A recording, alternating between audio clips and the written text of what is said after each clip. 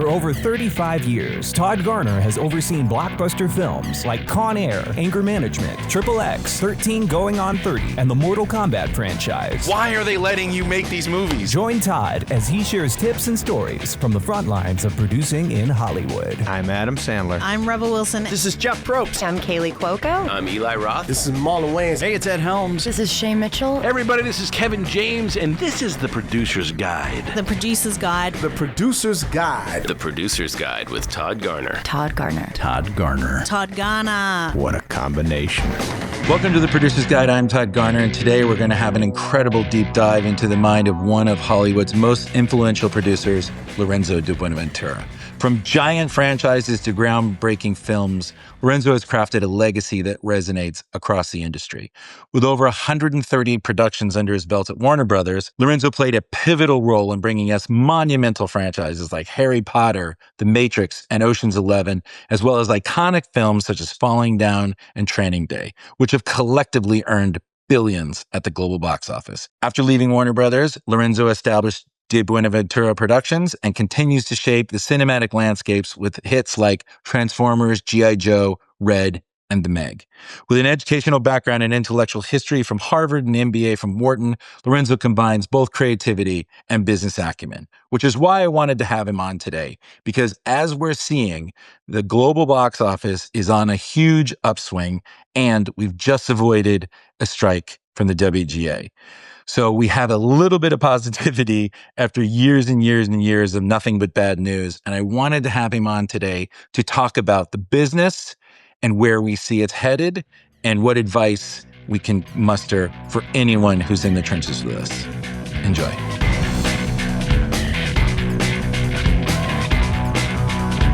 All right. I'm here with Lorenzo di Bonaventura for another session together. Hello, sir. How are you? Very good. Good day.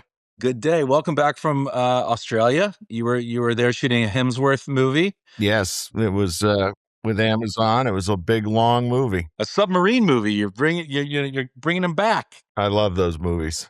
Amazing. So I wanted to have you on today, Lorenzo, because we're in an interesting time in the business. The box office is doing gangbuster numbers. The strike was averted for 4 years, the WGA strike. It seems like we're headed on a right track. Things are feeling a little more positive on the positive side. On the other side, we're having consolidation. Warner Brothers is being consolidated into Paramount. And there's just this general feeling of panic and malaise in the business. So I wanted to go through with you because you and I have both run studios before, and we've been producers for quite a long time. And we've been through these cycles before, and we've been through these times before, and we're both members of Producers United, and we talk about this quite a bit. So I just want to get your take. Where do you find the business right now from your side? Let's not just for a second, we'll talk about all what people are telling us, but what do you think the reality of the business is right now? Well, I think there's a couple things that are going on right now that no one's really talked about. You brought up the box office. I think one of the reasons the box office is doing so well is there's less films in the marketplace. You know what? I was just going to say that. I agree with you, man. These films are having time to breathe. They're finding their audience. Yeah. There's not like stacking things up that are diluting the marketplace. And people are making movies that people obviously want to see. Yeah, no, I think that's true on all counts. And I think that the dominant feeling I have around is confusion. Yeah. What does the streaming entities mean? How much are they in competition to theatrical, et cetera, et cetera? So I think what I find is there is a natural risk aversion that's going on at these companies because twofold, I think. One is the uncertainties of exactly what is this realignment, how does it work? And also because these are bigger companies now, risk management is viewed in a very different way than when we were presidents of our studios, where it was understood that we were in a risky business and that the way to profit was actually to take risk. There's a belief system, I think, that goes on in a lot of the major companies right now that the way to avoid risk is to make movies that are safe. Yeah. And I think that's always been slightly true, but it's also been, I think the result of Ben is that there's a sort of similarity to all the movies that are getting made as opposed to being very distinctive.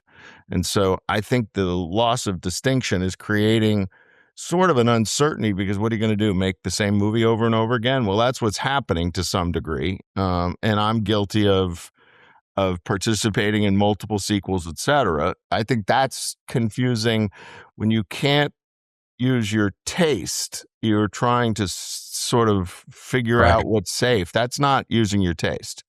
And so I think you lose some identity as a result of that.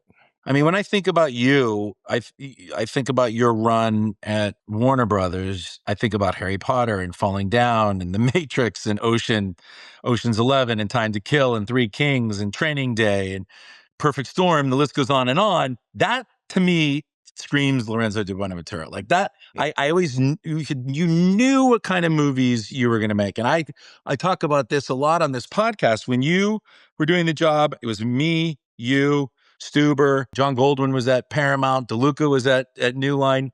Yep. We fucked with each other. Like I knew that you had Joel Silver and I had Jerry Bruckheimer, and I was going to try to do everything I could to fuck with you, even though we were good friends. We all talked, but we had our taste. And you know, you've now in this new career, and your legacy will be those movies at Warner Brothers and at De Bonaventura Productions.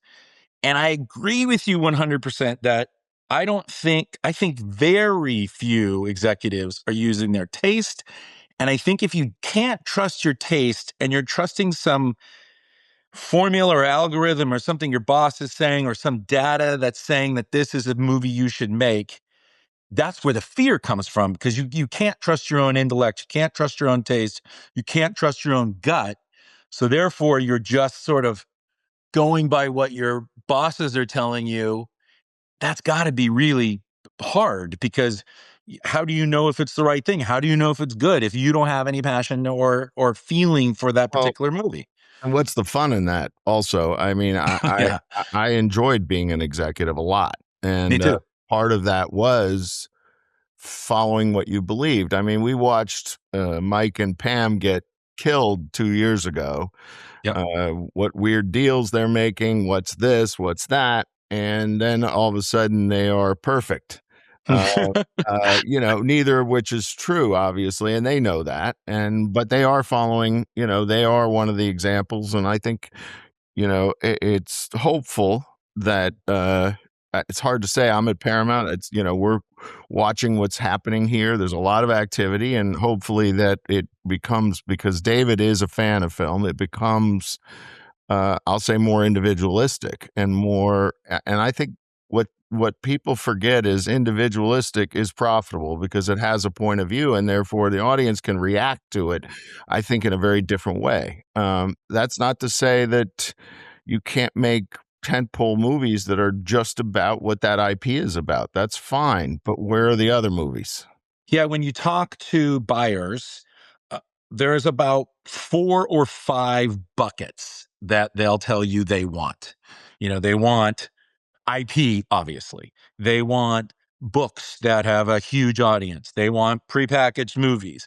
They want big action, right? There's these really odd ways of describing movies that have nothing to do with stories or if they're good or if they move people. They're like categories that the buckets are in. And when you and I were doing the job, we had a big board and had all the months on it. And you went across the board, you could look at it from your point of view as the president of production and all your executives, and you go, okay, in January, you generally had some, you know, movies that maybe you were unsure about. You maybe had some movies that would work in Martin Luther King weekend. You had some low budget comedies you could try there. February, you had your romantic comedies.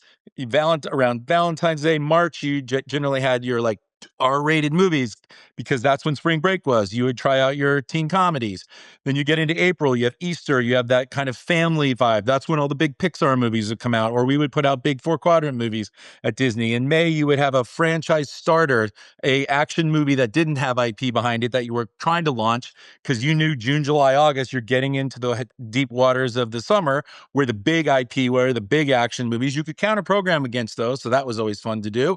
Then you got into August, which August and September, Paramount used to own because they had those adult thrillers. You think about the Harrison Ford thrillers, the Clancy back in the day, and you think about the Ashley Judd, the Ashley Judd thrillers. Yeah. Then you got into October in the spooky season. That's when your scary movies came, and generally where you started to launch your awards categories. In November, you had Thanksgiving, so you tried some family fare there, some 4-quadrant stuff, maybe even some romantic comedies. Then you got in December, and you were full blown Christmas family and even romantic comedies, and you repeated. And so you knew you're going to make between 12 and 13 movies a year, maybe even 10 and 12 back then. But you knew, like, you know what? We don't have an R-rated comedy for March. What are we doing, guys? What do we got? That's how we did it. And then you had execs that had that, that leaned toward the romantic comedies or leaned towards the comedies or leaned towards action, like yourself and myself. And so that's how we made our bones. And that you would then as an agent, you knew to call those people. There's no slate anymore. That doesn't exist. It's like, what weekend isn't there a Marvel movie or a big piece of IP to put a movie on? That's how things are getting dated now. There's no like, you can point to anything. We had the original date for Mortal Kombat was going to be October, and they were basically saying, "Oh, well, look at Venom." You kind of convince yourself, "Oh, that could be good." And then as we got closer, we realized, probably isn't the right date for this. And we moved it to May, which is exactly where it should have been all along, which I'm very grateful for. But are you finding that? Because you put a slate together and you have movies. It's an interesting thing because I was asked by an executive the other day, do you think it's harder to be an executive today than it was when you were? And I think the answer is every era has difficulties. And, I had two great bosses in Bob and Terry, and they were very savvy at what they did. And however, we were greenlighting a movie every 2.5 weeks, maybe 3 weeks. That was luxurious. Like, that pressure is very different than what's going on when you're doing 8 to 10 movies. That's a different pressure. We didn't have streaming. On the other hand, we also had a much smaller foreign box office. So I think every era has this sense of, okay, what are we fighting? What are we trying? How are we trying to find our footing? And I think right now the footing is starting to show. And I agree with you. I'm a little bit more hopeful today than I was 6 months ago. And I hope that we continue to see this and the return to the theaters and all the things that require us to be successful. But I think, again, it gets back to one of the interesting differences today than when we were executives is power was not as concentrated in the top 1 or 2 people. They held ultimate power, but they rarely exercised ultimate power. And I think that's a very different thing, because what happens then is you have a lot of people who are empowered below you who then have their own taste. Then their taste is where, if you're sitting back and you're the chairman, you can determine whether you like that person's taste or somebody else. You don't have to have the taste to cover the whole slate. And I think that's where it gets really difficult and I don't envy what is being made right now in the sense of like choices.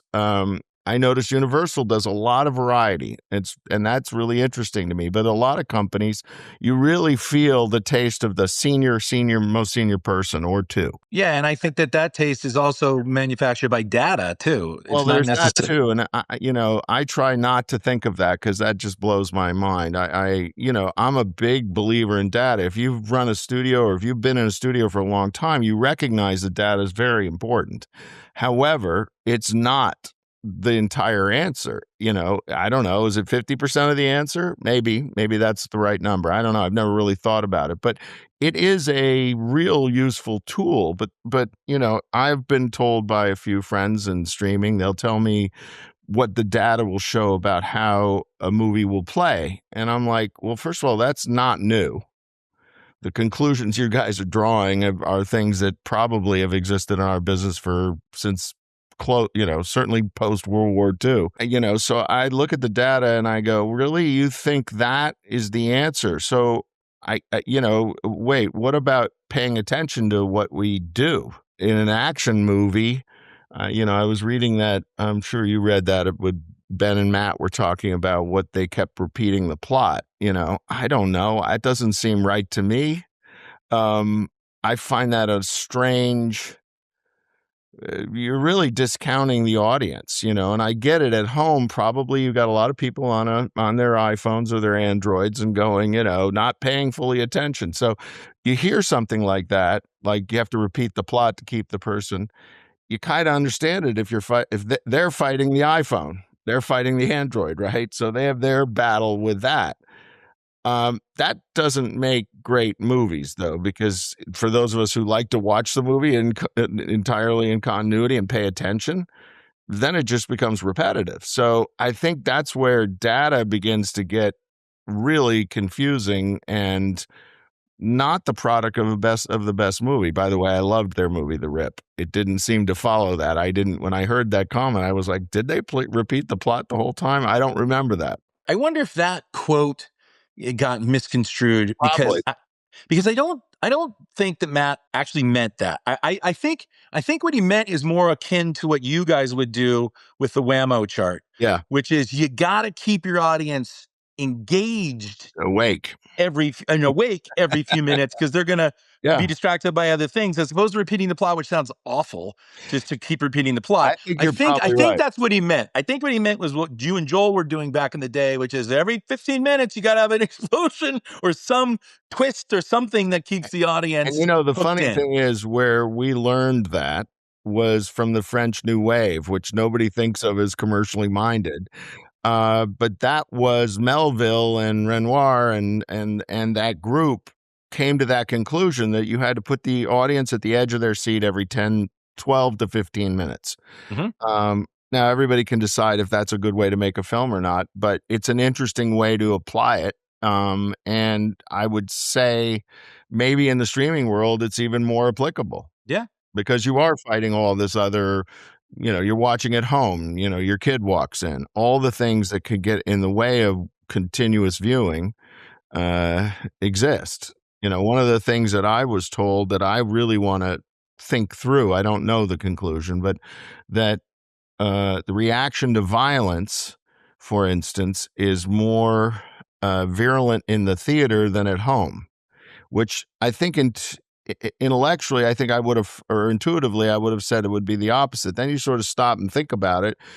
In the theater, you're in the dark. You don't have any distraction. It's more visceral, which is, by the way, a great promotion for theaters. Like, let's see it the way that it really is, that visceral. Certain comedy will play better on streaming versus in the theater, which, we all knew the idea that being with other people makes it funnier, but they're literally, I've been told, the jokes play differently. And that's kind of fascinating, and I don't know how to contend with that personally, but there is interesting data coming out that we all need to not have a knee-jerk reaction against, and at the same time sort of try to put it in the education we've gotten over 35 years. Yeah. There's a lot to break down there. The first, I want to go back to the difference when you and I were an executive versus now. I think that, look, we couldn't hide. Like every weekend there was a story about one of us. Like you lived and you died by your box office opening weekend. And we didn't have the cover that a lot of these studios have now, which is if you're making a second Mario movie, you have cover. Like you're not going to get fired over making a Mario movie, right? And so but you could have been fired for The Matrix. I could have been fired for any one of the action movies or comedies I made. We couldn't hide. The difference is we knew we were going to be fired, and there was something after being fired, which is generally a producing deal. And so you were kind of coming out guns blazing because you knew you probably had 18 months to 24 months one way or another. So you might as well come out guns blazing because what we talked about in the beginning, the thing you had at the end was your resume, right? So you could come out and say, I made Matrix, I made Perfect Storm, I made these relationships, I know how to make these movies. I remember I was at Revolution when you came out of Warner Brothers and you had Transformers and that was your first thing, man. And I was desperate to make that with you. And you went with Paramount, which is probably better. It was a bigger studio, but like you had that thing coming out, right? And so I think that the difference is we didn't hold those jobs as long as they're holding them now. And the fear is what for after the job, right? After you become a studio executive, like what's left? So there's this tension of hanging on to that. And so, like I said, you're not going to get fired for the third piece of IP, or if you stay in that lane, then you have cover. Whereas if you go and you say, hey, I want to make this movie from these Wachowski people that are just nobody knows about, they made a little thriller that you made them make to even see if they could direct, and I'm going to go and make something that's going to be mind-bending. That if that wouldn't have worked, you wouldn't have survived that. So I think that there was different pressure than if we were a little bit more swinging for the fences, wanting to gunsling and have it be more our taste, and partnered with the filmmakers and betting on filmmakers that we loved and trying. I remember when I did Punch Drunk Love, I think DeLuca was my first call. I love that shit. So, we were betting on it. When I got Guillermo del Toro to from Universal to do Hellboy, like those were things that were so much fun. And I feel like the cover now for executives are either big IP or filmmakers, and they can kind of take cover behind them. There's never enough big IP, first of all. So the only way you're going to ever have more IP is try that first one, Right. I loved Hellboy when I saw it. I thought it was like, what is this thing, Holy cow. And so entertaining and so great, and so different as an equation. I think one of the things that I hated about the job, and in retrospect, I recognize how much I learned from it, was the fact that failure was very public. Yeah. It was that you were getting called out. So you really didn't want to replicate that. I think that's one of the things about streaming, that if I was a streaming executive, I'd really appreciate that the data can cover my ass over and over again in a lot of different ways, because we can't penetrate what does the success mean exactly. Mm-hmm. They can tell us and we kind of go, yeah, you're right, but it's not the same. I mean, I think everybody learns more from failure than success. Yes, success, I was right. Okay, failure, why was I wrong? Okay, let's analyze that. What is it that we could have done differently? And having failure forces you to be better at what you do. And I think that's a really interesting aspect. And it's also an interesting aspect when you do more, when you have a bigger slate. I'm hoping that if the merger goes through of the Paramount Warner Brothers, which, obviously all of us are sitting here watching this thing happening, and the fact that they're talking aggressively about how many films they're going to do, that's going to be a healthy thing for those studios if they can really do that, because they will learn from failure and they won't have the shareholder issues that we've all faced, because I remember in particular, Warner Music got so thoroughly attacked at one point over Cop Killer that it really affected the film group for a period of time as well, because it was like, wow, you got publicly just taken over the coals, and how do you respond to something like that? That sort of public face, I think, is very different today. Yeah. Well, here's what scares the shit out of me from that point of streaming and hearing that, oh, that feels more like a streamer. It used to be that it was like, when something felt like a streamer really far back, it was like, that feels more like a VOD movie. That's how it was, or a TV movie. Mm-hmm, mm-hmm. Then we sort of taught the audience during the pandemic, because when you and I were doing the job, we had a hard and fast rule, which is comedy and horror will always survive in the theaters because they're a communal experience and they're better to do together. What the pandemic taught the audience was it's okay to laugh by yourself, but it's definitely not okay to be by yourself in their house with horror, right? So horror actually kind of benefited from that. It's like, That's fuck that. I don't interesting. want to Yeah. watch in my house anymore late at night. I got to go out and watch The Nun and Conjuring in a theater so I can leave it there and see with a bunch of people and then go decompress after, as opposed to just turning it off and sitting in my house by myself. But comedy, we kind of taught the audience, oh, you know what? It's okay to laugh by yourself. It's fine. But that's not true. So what happens is we think, oh, comedies aren't working anymore. Oh, but look at the live comedy business. It's bigger than ever. More comedians are selling out big theaters than ever before. So it's just not true. But we've earned this self-fulfilling prophecy that that's now become, oh, it feels like streaming. What's scaring me to death is I'm hearing from more and more and more executives that movies that don't work, that they tried in the theaters, they instantly go, well, that genre I think is streaming now. They're so quick to not admit their own mistakes and go, maybe that movie was just boring, or maybe it wasn't the right time, or maybe the plot wasn't that exciting, or maybe it didn't have a big idea. You and I, I'm sitting here, congratulating you on all your successes. You and I have bombs too, man. Oh, And yeah. so, but we didn't like say, I, for example, I worked on Geely. I'll admit it. I didn't instantly say, well, Ben Affleck and J-Lo are not stars. We're not going to, they're streaming.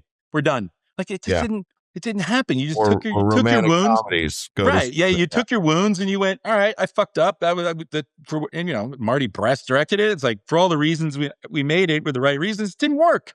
Okay. Take your hit, learn from it, as you said, move on. What's scaring me is I'm actually hearing people going, well, I don't know, maybe just action now is more of a streaming thing. I'm like, what the fuck? It's like, what? Because, few action movies didn't work. Like, no, that's not the answer. And so that's what's worrying me, is that it's now easier to go, we'll just let that be for streaming, which I'm sure Netflix and Amazon and whoever else is doing streaming loves. But for the theatrical experience, man, we got to make those movies to give the audience more to go to. Yeah, what's interesting to me is The Rip. Going back to that for a second, I love that movie. I thought it was fantastic. And that genre of, let's call it police, crime, has been relegated to television or streaming. And I think that movie would have played great. Me too. But I also understand why they did the movie and why they streamed it. And I actually really applaud Netflix for making something that's not in the mold that everybody else is saying is the mold. So I think that's awesome. And I think that those kinds of movies, at the end of the day, whatever happens as this all straightens out, if we don't make good movies, we're in deep trouble. Right. We're really competing with a lot of stuff. And that's the equation I think we're not paying attention to, in a sense, is like, what does quality mean? Does it mean simply audience satisfaction? Because that's not exactly what we grew up with. I'll say it that way. So, for instance, I think the business has abandoned provocation as a reason to come to the theater. So, I can speak to Training Day. It's a great example. Is that cinematic? Well, yeah, I guess it is, because Denzel won an Academy Award, et cetera, et cetera. But the fact of the matter is that thing way overperformed what it was, in part because people were like, whoa, that's different, and that seems heavy duty or falling down. None of those movies test well. Goodfellas tested terribly. These are really good movies we're talking about. By the way, The Town. I didn't know about it. Yeah. Well, I only know that because I had Kevin on my podcast. We talked about it, so again, provocative movie. Here's the thing. I totally am agreeing with you. Two movies that come to mind as you're talking about that: American Sniper, Housemaid. Both could have been streaming movies. Both would have done really well on streaming, and probably would have cemented, you know what? That's where those movies belong. They work well on streaming. We should keep doing more of those. You would have never known. Housemaid could have easily been a streaming movie. Yeah, that's fair. I think that's really fair. And I think that, and I also, earlier you were talking about the fact, what do you justify to your bosses? Well, the interesting fact for me anyway was my bosses didn't ask us to justify as much choice. They actually their opinion was we greenlit it. We are just as responsible as you are, which I think is an incredibly healthy thing when you're an executive below them and you're feeling like you're out there alone. You're not. Your bosses are actually there, but they're not expecting safe. Right. And so it takes a boss to feel safe to make something that's unsafe on a certain level, and the sense of continuity that they provided is something that's also, I think, one of the biggest problems I find as a producer. I've had over 20 executives at Paramount be titled chairman or president of production. How do you have continuity of development? I've had one piece of IP greenlit 3 times. 3 times a new management came in and killed it. So I'm not saying they're wrong. I'm not saying they're right. I'm just saying, how do you have continuity? And I think, my experience when I look back at try not to look back with rose-colored glasses, but you look at the 90s and later, part of the success of those things was the continuity on development because it didn't get pushed aside because it's somebody else's. It's like, oh, I'm going to make a hit. I want to make that thing right there. Right. Do you remember everybody talks about that period, that mid to late 90s, 2000s as being a really great period. And I can say they were great because we were executives during that period. I'll take credit for it.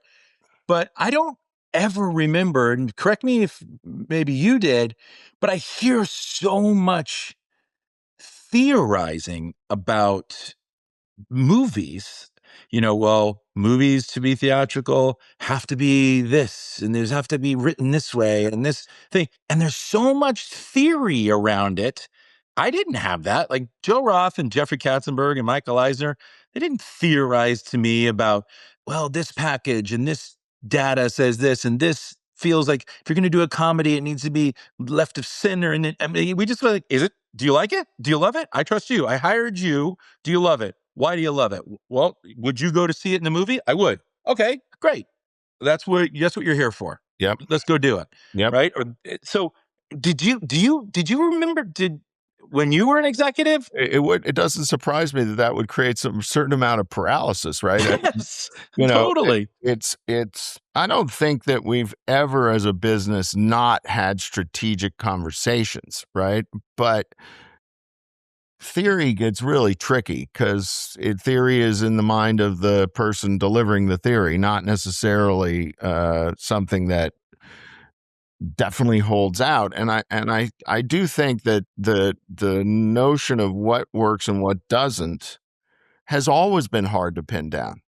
Right. Like it's not simple. Yeah. It is tricky. And, you rely on as much things as you could get. I know we used to rely on and still do as a producer. I rely a lot on people around me to sort of test out who they like. How do they like it? You want to get a sense of like what's other people's perceptions of what is this thing. I have 2 20-year-old sons. I try to figure out who are the 20-year-old, who do they like as a movie star? And I get surprising answers because you're like, oh, I wouldn't have expected that. Right. I think what's interesting is how much both of them like Tom Hardy because of Venom. Yeah. Is Venom really indicative of Tom's career? I would say not. No. A great actor, compelling actor, all those things. That's very outside his norm. So it's interesting that something like that has such power. And I think that's where the hardest thing, not the hardest thing, one of the many hard things of being a producer today is holding on to why you believe in something. Because I find it's chipped away and chipped away and chipped away. And sometimes it's the theory. Sometimes it's the junior executive. Sometimes it's the senior executive. Sometimes it's the agents who go, I don't know what the hell you're doing. And I think that's where being a producer has gotten really hard because the winds of why not are stronger than why. And I think that's where we're making a mistake as a business, because we are a business of hope and dreams. And if you're quashing all the dreams, you're not making stuff that's really cool. Yeah, I mean that's the general vibe of the whole town. This is not indicative of just executives. I mean, I feel like the vibe of the whole town is walking into whatever door, agency, Yep. Daily Variety, Deadline Hollywood, or studio, wherever, production company, that everybody's walking in the door right now. Like, how can I prevent myself from getting fired? How can I say no? I used to zip into Disney or zip into Revolution with like, what can I say yes to today? Come on, what No, can I make today? Because and I have like, I I I can't remember who I was talking to this about. Somebody, a filmmaker, was saying, I always just try to remember what my 17-year-old self would say. yeah, I do that all the time. And I grew up in San Fernando, knew nobody in the business, in a public school in the city of San Fernando. And I remember thinking about movies and how unattainable it was. And I think about like my 17-year-old self would still love what I'm doing every day. And my 17-year-old self wants me to be on set, hanging out with the filmmakers, making shit. And I can't imagine not living my life that way in a creative endeavor. And I can't imagine how hard it must be if you're at any of these institutions, production company, agency, you're a journalist, whatever, critic, or a studio executive, and you just aren't excited to go make stuff. If you're just excited to keep your job and to service the IP that your studio owns, that doesn't seem as rewarding of a career, and it doesn't feel like that joy is going to be put on screen that the audience can then take in. To me. Well, I look, it is a business and it is art. And where those two things cross, I think, is where when you say, your 17-year-old self, they my 17-year-old self responded to really serious movies and really silly popcorn action pictures, Yeah. and I think when you can hold on to something like that's the only sense of certainty in a funny way that you have, because as you get older, you have more input, and input starts messing with your head, and I think one of the truisms of any large organization, and one of the things that I fear about, or I don't like about, the power being concentrated in so few people is that the older you get and the more experience you get, the more risk averse you become, or you're an idiot. So, Right. right, because you've experienced the failure, you've seen the risk, you've seen all that stuff. But the younger executives, they don't have that fear. They don't have that experience. Or I'll say and that's where embodying their taste in the process is so critical, in my opinion. Do we want to keep young generations coming to our films? I do. I can constantly, when I read scripts now or think about movies, I'm thinking so much now, I find, over the last few years, of like, how do I get the late teens and 20-year-olds to come to this? Mm-hmm. Because if we don't get them, eventually the pipeline dies of audience. That's just the way it works. And I want the variety, and I want the experience, like you're talking about, of making artistically and financially successful movies. Those both they can come hand in hand if you're doing it right, in my opinion. I saw Accountant 2 a little while back, and I thought that was a great blend of really interesting thinking and really entertaining comedy, and highlighting an issue, even though it's not an issue movie. But it is something that we're trying to contend with in society. So I think we can do it. We got to get the bandwidth from the buyers to do it. Well, the buyers need to trust their young executives. And look, when we were doing the job, I was a producer by the time I was 33, 4, right? I mean, all of my career was in my 20s, basically. I can't remember the exact year I became president of production, but I was early 30s, or if not younger. DeLuca was 28. You were very young. Stuber was we were all young, and we had younger executives under us that were giving us, hey, I went to this comedy thing. I saw this. I read this book. I love this writer. I mean, we were finding, like, I found Rich Wilkes and Scott Rosenberg when they were baby writers. Like, and one wrote Triple X, and one wrote Con Air and Armageddon and Gone in 60 Seconds, and now wrote Jumanji. Like, because I was 20, we hung out together. Like, we have to empower the younger generation of executives to not be looking up going, what do you want to make? Let me go try and service that. I couldn't agree more. Don't you find that as a producer, you search desperately for those executives? I do. I'm Absolutely. constantly asking agents or other producers, like, do you really like an executive at such and such a company? Like, trying to find that executive who embodies some or all of that, and where they have the power to affect I'll call it the creative choices at whatever entity they're in, and it's not looking back at the 90s, I'll say in my case, or, I was at Warner's 80s and 90s and beginning of 2000s, but with rose-colored glasses, because there was a lot of flaws in what we did too. But I think at the same time, what we're seeing today in the variety of movie, there's so much less variety. And do we want people to go to the theaters? Yes, we do. Well, they don't want to go and see the same thing every day, every time. They don't. We see it. We see a lot of sequels failing, in the last few years. Okay, why? Or why is that sequel work and that one didn't? Oh, it was fun. Got it. They want to replicate fun. Okay, got it.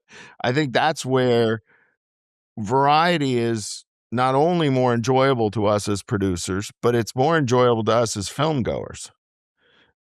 And that's where I keep trying to find, I don't know about you, but I find the studio offensive as a former executive. The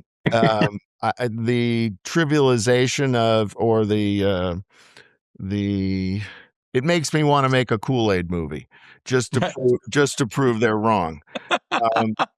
Because this idea that the buyers are this silly and inane it's just, for me as a former executive, probably it makes me go, no. And a lot of my friends that are executives, they're not silly, stupid. I get it. Satire. Yeah, whatever. I don't like it. And I don't think it's a good thing to show America that version of Hollywood. We got enough problems out there. Let's show them a reason to like us.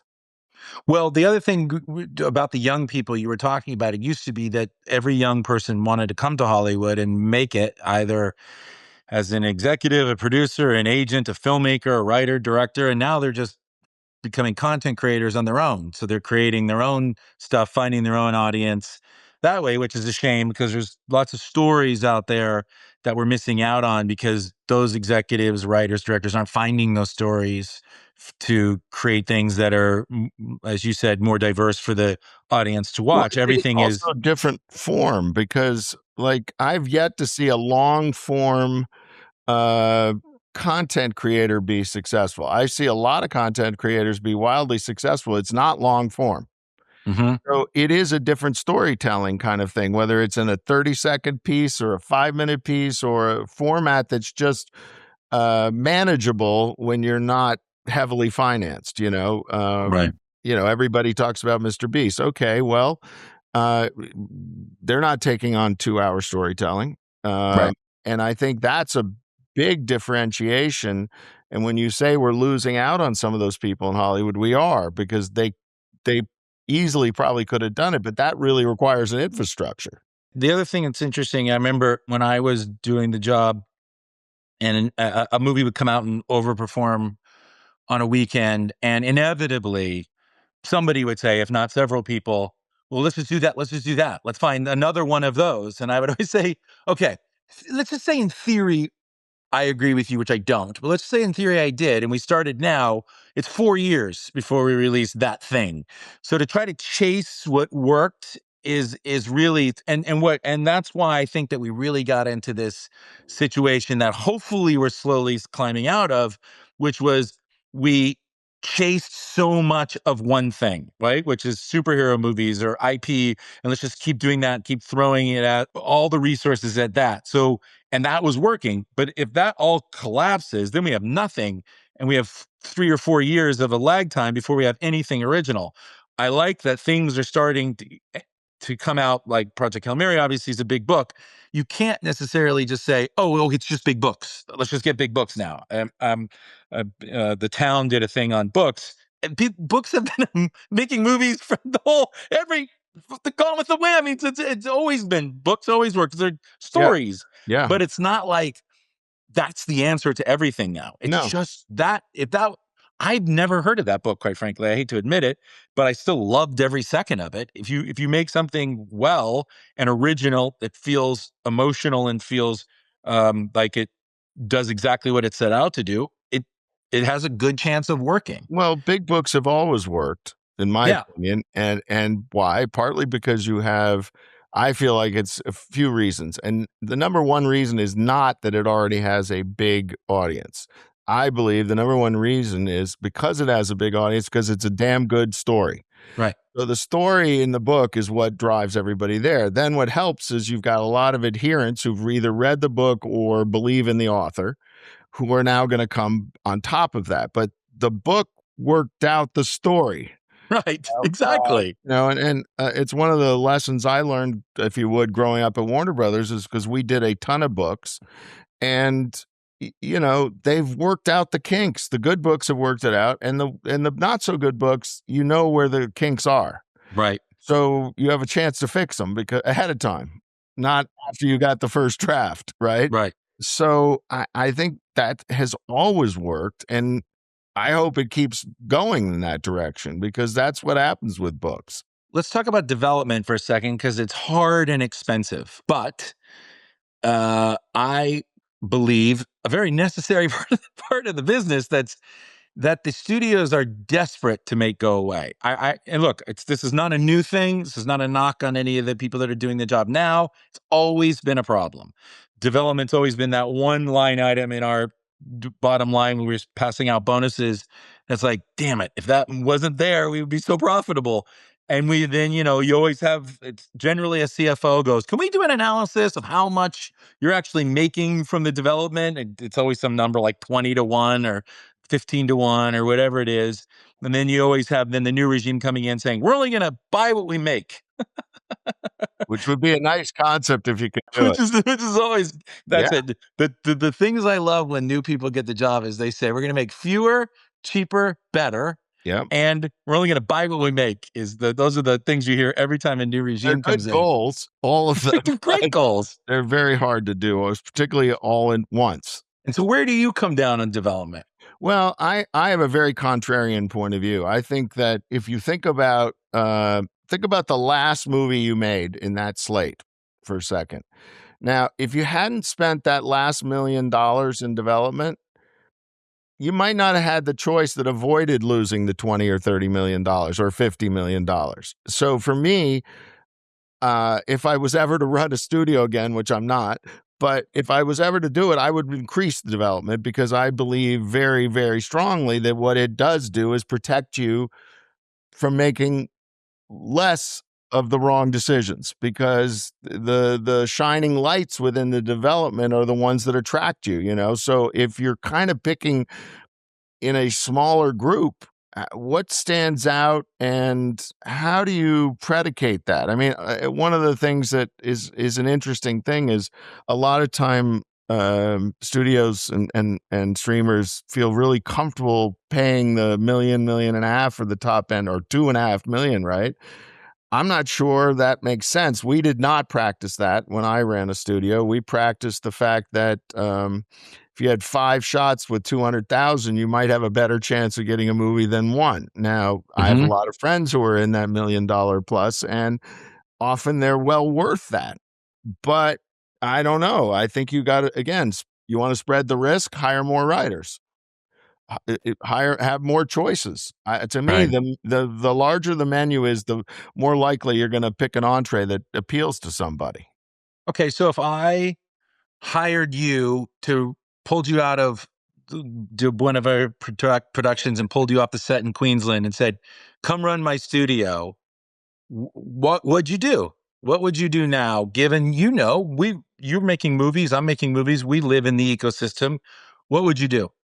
It really depends on what the philosophy of the studio is. If you're really going to try to let's say, make 15 movies a year, you can't do that without really strong producers. So one of the things that I think, unfortunately, producers have gotten pushed aside a bit in this whole experience of the last decade in particular is actually making it harder for the studio to manage their world. You know, we were lucky and when I was at Warner's, you had all these very strong producers. It wasn't that they were all perfect, but you had a certain sense that you were protecting the floor of the movie, let's call it that, both in quality and also in price. And so the first thing I would do is I would have a very strong cadre of producers who I would give faith to. Now they have to reciprocate. It's not a one-way street here, right? So they've got to reciprocate and be team players, if you would. And I think that'd be the first thing. And then I would probably have less executives and more development money. And how would you use the producers?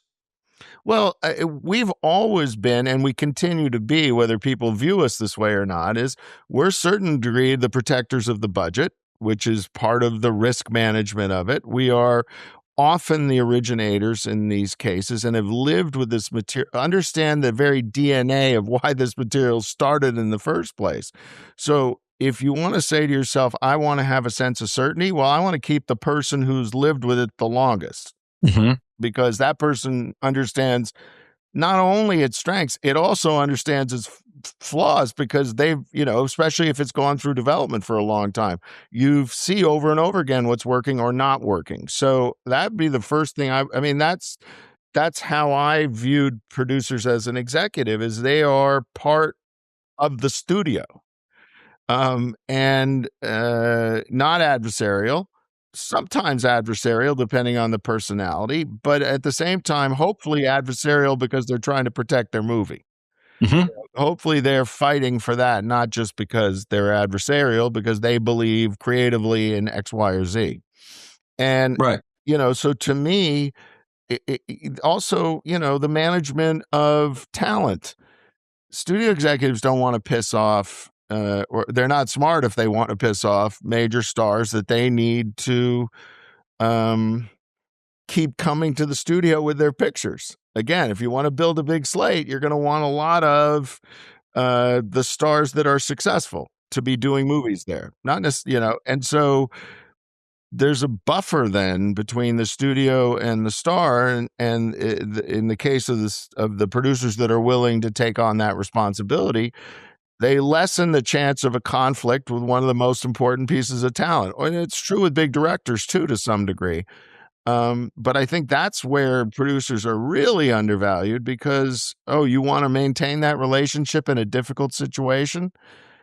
You should be able to count. You should be able to count on your producer to keep that together and not go, well, it's the studio's fault. Right. And most of the producers a lot of the producers that are at that level have run movie studios, have had huge success. I mean, we have 300 members of PU. I would consider a good portion of the best producers in the business. They have huge success. They've run studios. They're every day at the ground level of trying to understand the audience. Why do you think then that we're so devalued? Why do you think why aren't people coming to you and going, Lorenzo, you've made some of my favorite movies of all time. What do you think? What do you think about this? It doesn't feel that way. It feels like it's more like, please don't try to argue about this. We know better. We'll kind of tell you what we're making, and hopefully you fit into that. If you don't, then we don't have any interest. That's what's confusing to me, because there's huge resources out there, and you and Nita Jacobson and different people around that have done the job, and it just feels like there is this sort of if our paths align, then it's okay. But it doesn't feel like there's really, for producers, weirdly, directors can have 6 flops, but if they have a hit in 95, they're willing to take another chance on them. But for some reason, producers, it doesn't seem to stick. Why do you think that is? I don't know. It's a conundrum, and I think it's always been probably an ongoing problem within our business as it's gotten bigger and bigger, because people's motivations about why they're doing what they're doing have probably changed. The amount of people doing it has changed. But I think at the end of the day, it's about credit to a certain extent, right? It's like, do you really want to depend on somebody else or acknowledge that somebody else did it when you're an executive? That, in our system where we grew up, that was fine to say yes. In your case, Jerry Bruckheimer, right? It's like, all right, I'll back his play because he knows it. I think that's also true of producers. Who have been doing it forever, if you would. It's like, I think of Stacey Sher. She's like, the lessons one learns, the longer you're in it, the more you have to offer. And ironically, there doesn't seem to be a lot to measure that. And I think that's really weird because you should want to attract a producer. You said earlier you tried to get people from the other studio. We used to, for some reason, we always liked picking on Universal, so Bob Zemeckis was at Universal. Let's get him to do Contact, but Steven Spielberg was there. Let's get him to produce. Let's get so-and-so to produce. I'm naming big names, but it's not just about that. It's also about who was doing what they were. Neil Moritz back then wasn't the same guy he is today. Let's get Neil to come do an action picture with us. And I think that's acknowledging that these people have talent. I don't understand why people can't acknowledge that. I don't see why it diminishes you to say the same thing you were saying about IP, which is, yes, I'm doing I'm not picking on Super Mario. It looks fun as hell. But okay, I'm protected if I make that piece of IP. Yeah, you're also protected if you have a really talented producer helping your success. And that to me is self-evident. So I don't have a good answer about why not. I think maybe there was a period of time where I think producers became adversarial to the studios at times, especially with a lot of success. The smarter ones didn't, but some did. And I think that bled into the system. And that's one of the things I hope this generation of producers that we're all part of, or this era is probably a better word, have learned that's not the right way to do it. Like, yes, you have to have your individualism. Yes, you have to compromise. That's actually part of your job. And you're supposed to fight too. Yeah, I find that both our deals are at Paramount, and my deal's been there for quite a while, through a couple regimes now as well. And I do find this new regime of Dana and Josh and Don and David, they really do. They're doing everything right. I mean, they're making great deals, producing deals. They're great, making great filmmaker deals. They're saying they want to make a big slate of movies, and so far, and it does take some time. It takes some time to do that. And first you have to kind of cull through everything that you don't want to do first. So there's always that horrible kind of period of time where, like, as you said, you got to ungreen light stuff. But they, for the most part, have said and done everything right. So that's why I am hopeful that what they're saying about the Warner Brothers thing is true, because that would be great. Because I do think when we were doing the job also, we had one person that we had to sell. And I do think if David is the guy, or Dana and Josh are the ones, or it's Mike and Pam or whoever, if there's one person you have to sell, it's a lot easier than a green light committee of 30 people, which you're going to fall back into more opinions, more data, more safe bets, as you said before. And so I'm hoping that this, will make more people want to take more shots and get the ball and run with it, as opposed to get the ball, bring it in a room with 30 people and go, what should we do? Well, I had the advantage of seeing it pre-Greenlight Committee, to then instituted in the last couple of years of my being an executive, the Greenlight Committee. And I have really a very simple thing. You can't get people, let's just talk about ice cream. You cannot get 10 or 30 people to agree on the flavor of ice cream. It's never Right. going to happen. They're going to compromise and everybody's going to get to vanilla. Yep. Because what's not to like about vanilla? I'm not so sure about strawberry, you know? Yep. And I witnessed that. It was as stark a reality as anything that I've seen, where as soon as you got into the green light committee notion, two things happened. One was anything that was even marginally outside the norm was really overanalyzed because of that. And second of all, sitting there in front of the boss, who's going to argue with the boss? Seriously. Behind a closed door, a couple people can argue. In a room of 10 or 15 or 20 people, no one's going to argue. No one's going to want to risk upsetting the boss or making them feel that way, that, you know, in some ways you disagree. That is a huge problem with the Green Light Committee. It's just human nature. Yeah, and it's why then you go just keep making the safe bets, and then it's why then the audience gets a little fatigued from those bets over and over and over again, and somehow getting back to more of that slate idea of all. And the other thing about the slate was you trained the audience. Oh, I know that Valentine's Day is coming. There's going to be a great romantic comedy I can watch, and it's different than watching it on streaming. I'm talking about like doing it with your partner, doing it with a loved one, going and having a night out. Getting in line. Yeah, having a night out, or going and seeing an R-rated comedy Yeah. on spring break with your buddies, because you're about to go to on spring break yourself, and you see a Porky's or an Animal House or a Hangover, and you're like, "Yeah, let's go. Let's get you in the mood to have fun."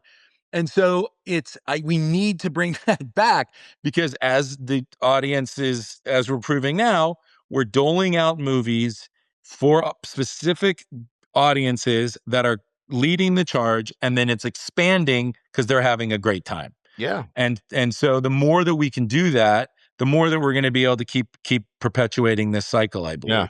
Well, I once had a boss who compared what we were doing to making soup, which drove me crazy. But the lesson was actually quite clear, which is like, not everybody likes minestrone, or we're making too much chicken soup. Like, you got to make some, you know, beef stew. You know, when you boil it down to something as simplistic as that, it kind of weirdly makes sense, you know, because it takes out the emotion of it, which I didn't like, that it took out the emotion. But the truth of the matter is that when you boil it down to that, you go, yeah, if I'm a guy who's trying to stock the shelves of a grocery store, I better be making a lot of different kind of product, because everybody likes different stuff. And that's where I'm sure that's always been the hardest part of being a studio executive, is you are trying to guess 2 or 3 years from now, what does somebody want, you know? And I think there was a really interesting story about what was happening in the 70s, when a lot of the traditional product was not working. And what happened was particularly at Sony, Columbia at that time, those guys went, we better try something new. And they hired, you know, up comes, you know, all the rebel movies, if you would, whether it's Midnight Cowboy or whatever those movies that came out, because they were cheap, so they weren't risking as much. And they didn't quite understand why an audience would want to see it, because generationally there was a shift going on, you know. And I always think back on that time period, because out of desperation, they went to a bunch of people who were lunatics, you know what I mean? And somehow the lunatics made cool movies. I think that's kind of what we should be doing right now, is finding some of those lunatics and who can think outside the box, so keep the audience coming to us instead of us worrying about how gaming is hurting us, or it's a waste of time and effort. Pay attention, figure out if you're going to compete with a gaming, which is a narcotic on rare level, you better have something really compelling for that person beyond the adaptation of a game, which is great. We can still do that. Yeah, look, IP will always have a place, and sequels will always have their place, and those safe bets will always have their place. We were doing them back then. The thing about it, though, is the other big headline people like to point to is that the economics suck. well, you back in the day, you had home video and it protected you. Bullshit. Maybe for 2 years that was true. And by the way, talent was not participating in that. And so when I first started in the business, as did you, we didn't have home video. And I'm like, I used to walk to school both ways in the snow, but like we did, but even then we didn't, honestly, VHS when was I a first, small piece of the pie. yeah, tiny. And also we didn't have foreign back then. So Well, like the economics have always been challenging, always. And so what you did was you backed into the economics. You went, okay, you can't make $150 million movies. There's just no way to get your money back. There's no international and there's no home video. Okay, great. That's not true today. You still have P1, you still have international, we're a global marketplace. Go do what you said. Make them cheaper then. Make different stuff. Bring in younger talent, bring in new ideas, and make stuff a little bit cheaper and more economically sound, and reduce your risk that way, as opposed to trying to game the system with some theory about IP or whatever it is. price sensitivity has always been part of our business. I've made a lot of 150 and $200 million movies that have made a lot of money. So I'm not entirely about cutting the size of the budget, but you had to judge then what the size of the audience was. Sure. It's got to fit the audience you think is going to come. Otherwise, you're kidding yourself. A24 has done a good job at it. However, A24 has such a specific lens on it, right? It has to be a little bit left of center or a lot left of center. Could you approach that same model, but make While You Were Sleeping, or make Pretty Women, or make, I'm dating myself, obviously, but make those movies, or a comedy that is more down, I want to say down the middle, but more commercial, but responsible, like A24 does it? It's interesting. I don't know. It's an interesting thing because I've heard about how they want to expand what they do. And I think ultimately it's about the taste of the people in the company. And so if their taste is all reflective of the kind of movies that they've done incredibly well with, they should not go outside that into something that, or they should bring in somebody who's really understood the, not only economics, sure, but actually from a taste point of view, that's their first choice, not these kind of cool off-center movies. I love their off-center movies. I like off-center and I like big and pop. So that's my taste, But Lorenzo, you're not alone there. I mean, the audience likes different things. There's no one audience that just wants one thing. If you give them good stories in different genres, they will come out. If they're, like you said, if you've worked out the kinks and you've done the work and you've made a good story that's compelling and it has an idea that's marketable, you can get people there.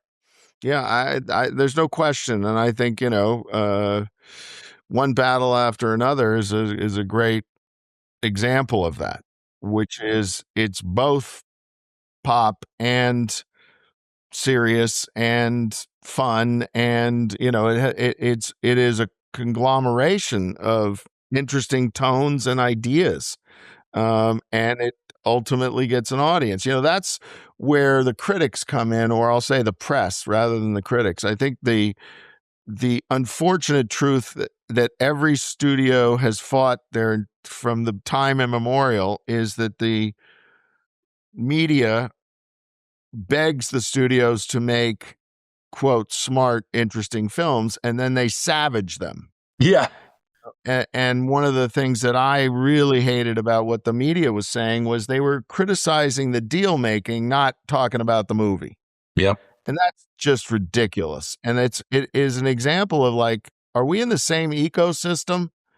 And that's when I get pissed at the media or critics, when you go like, guys, we're all in this together. By the way, they don't have a job if we don't make any movies. So let's get real. And that doesn't mean everybody needs to support or not support something, but the idea that they cannot get outside the business analysis, that's, maybe that's a certain kind of publication, but a lot of the publications that are doing that are ones that profess to be about art and the evaluation of a film in a real artistic, or I'll even just say entertaining way, and that really pisses me off, that they cannot seem to get out of the way of hurting you when you're trying the very thing they've been begging you to do.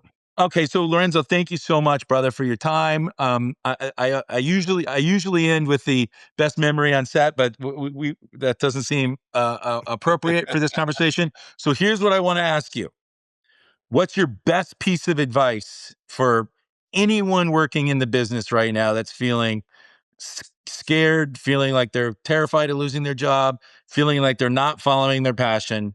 What's your best piece of advice? Boy, that's a hard one. I would have to say that if, in my experience, the people who have succeeded, therefore, if you're trying to be successful, they are the ones that have been very true to what they believe. There are definitely people who are politicians or are sleight of hand, but by and large, the people that have been very successful are the ones that hold on to what they understand and what they believe. So I'd say that's the best piece of advice I can give, is you better hold on to it, because it's the only currency you have to a certain degree. Excellent advice. All right, bud. Thank you so much. Really, really appreciate you. Right on. Take it easy. Thanks for tuning in for this episode of The Producer's Guide. If you're a fan of this podcast, make sure to rate, review, subscribe, and share with your friends and family. And if you got any questions about producing, send me a DM on X at Todd_Garner. I want to thank my producer, Steve Delamater. And until next week, I'm Todd Garner. See you then.